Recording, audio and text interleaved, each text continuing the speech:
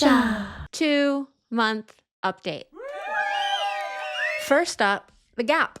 For my particular case, my diastema showed up almost immediately after getting FME installed, like literally same day.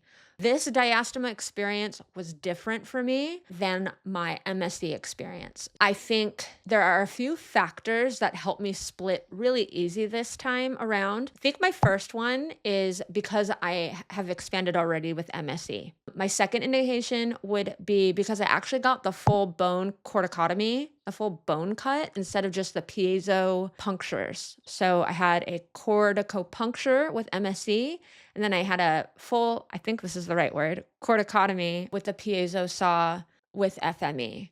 And I think that really does help. The third factor to why I think I split so quickly is when I flew into Palo Alto to meet with Dr. Casey Lee and get ease, I had my orthodontist cut my wire down the middle, and without ever having getting ease, I got a diastema. And I do know that teeth and the surrounding structures have a memory. It's why we have to wear retainers for the rest of our lives when we get braces. With that said, I had MSE expansion in 2021 and I got a gap. I got a big diastema, but I realized that we're always going to be fighting the gap. So I just want to start this whole process off about the diastema knowing that, because a lot of people compare themselves to other people who are expanding. Listen, babes, all I'm trying to say is don't compare your expansion to mine and be worried if you're not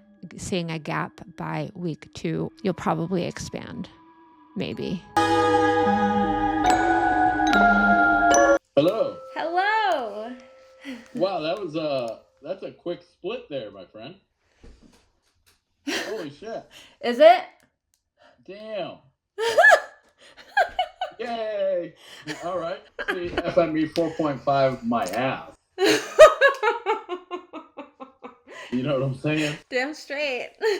Yeah. With MSE, I got my first diastema at day 22, I believe. So that would have been about 20 turns. And when I speak with most people, that's about average for a first-time expansion. Of course, again, it's all going to be dependent on our individual anatomy.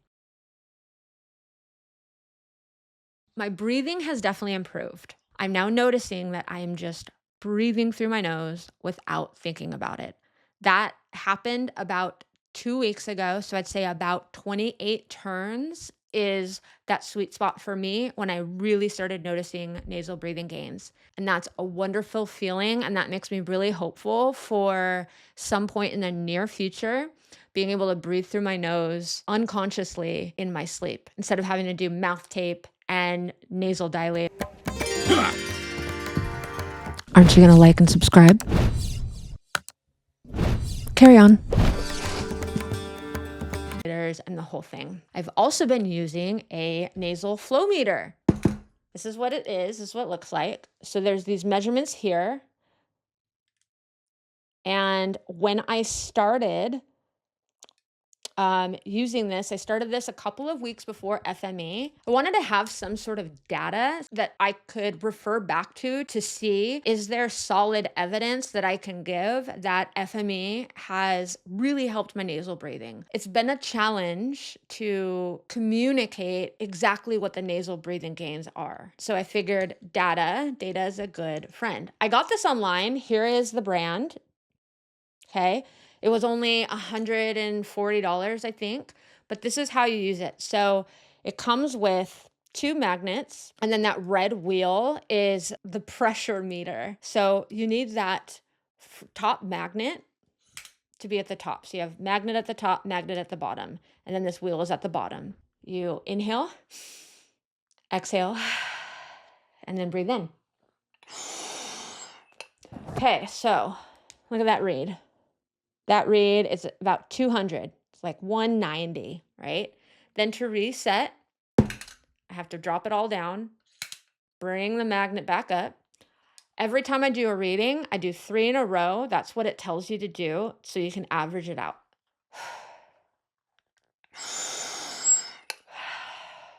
So that one was 170. Okay. We'll do a third one.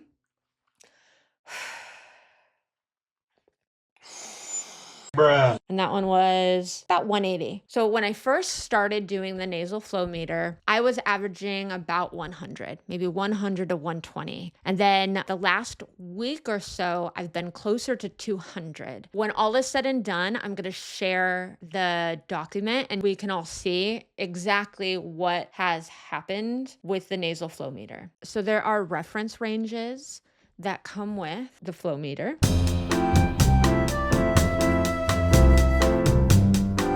My goal is to get to peak performance. I want to hit that 250 mark every time in the future when I'm done with FME. So goals.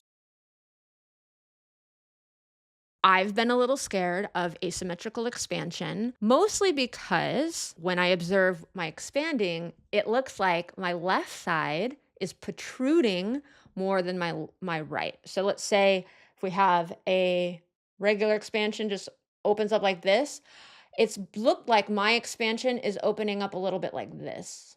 I've been meeting with Dr. Nuas. He's been really great at answering my questions and trying to quell my fears. I have to say that getting my CBCT scans and going over the scans with him has been very helpful because what we see dentally isn't what's always going on skeletally. Now, it could be in my case. We're not entirely sure. Remember, I have asymmetries in my mouth, like every which way. I have them on, every plane at this point. And so is it just my asymmetry that's playing tricks on me? Is it my asymmetry that maybe played tricks on the FME somehow? And now it's expanding slightly asymmetrical, like what's going on? So we moved to the CBCT scans. I just met with Dr. Nuaz. He spent an hour and a half with me. We went over the scans and everything's looking good right now. I did stop expanding for 2 weeks because I wanted to make sure that if I am expanding asymmetrically, I'm not going too far in the wrong direction. Instead, with the CBCT scans, everything is looking level. Everything looks great. But dentally, something is happening. And so Dr. Nuaz is theorizing that I have these springs, what are called open coil springs on my left side. And because my braces are detached in the middle, he's theorizing that these springs are possibly protruding just this little segment forward. So I'm going back to my local orthodontist. We're going to have those removed. I'm going to keep expanding. So in sum, my left side appears to be protruding slightly forward, and my right side is sitting a little lower and further back. We're keeping a close eye on it, and that's that. Okay, so where do we go from here? What are the next steps? After meeting Dr. Nuaz on Tuesday, we've decided that I'm going to continue turning again, but slowly. So I have been doing quarter or like half turns. I'll show you what that looks like here. Let me push it back, right? Okay. Cool. The size of the turn depends on where the lug is. So I'm going to be turning slowly every other day. In a month, I'll get another CBCT scan. I will reconvene with Dr. Nuaz. We'll go over everything. We are moving forward. We're just doing it cautiously, which I very much appreciate. When is FMA coming out? Do I know anything else about FMA? I don't. And if it were up to me, it'd be out and I'd be using it. Even though previously I didn't think I'd want to use it, but there's been so much freaking hype around this thing. What I do have for you is the patent. So link is in the description, but let's go over the patent real quick. Here's the website. I just type in Facegenics. All right. And then the very top one, the cantilever protraction device. That's the FMA. So it applied for its patent on February 18th of this year, 2025. All right. So let's check out the patent. It's pretty freaking epic. Look at this. So it's 38 pages breaking down all the components. It's all public record. You just have to look it up on the US patent website. But here, let's go through. So these are the parts. These are what's being applied for a patent for. All right. All the moving parts right here. Look at that. This looks like it goes on the torso. This is a sketch, the whole thing. From what I've heard, this is supposed to be the most controlled force of a protraction device yet.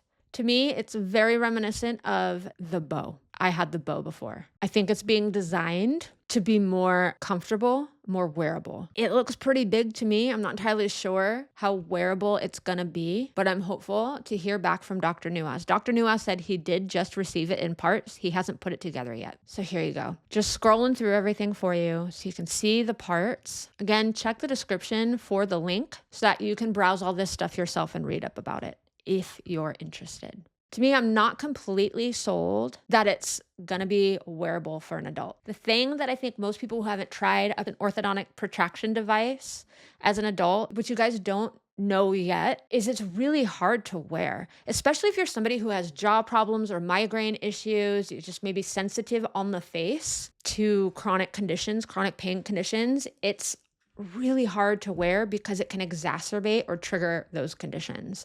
And so what I found, remember, I tried the face mask and I tried the bow and one other one, I forget what it's called. They just applied too much pressure in the wrong places and or were too bulky to wear. When I used the face mask, I tried sleeping with it on at night, but would subconsciously take it off in my sleep. So it was really hard to get the full 14 hours.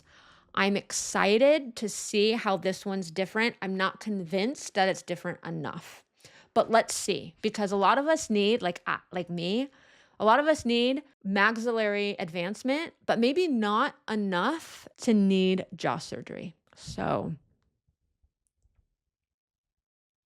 there you go. Girl job.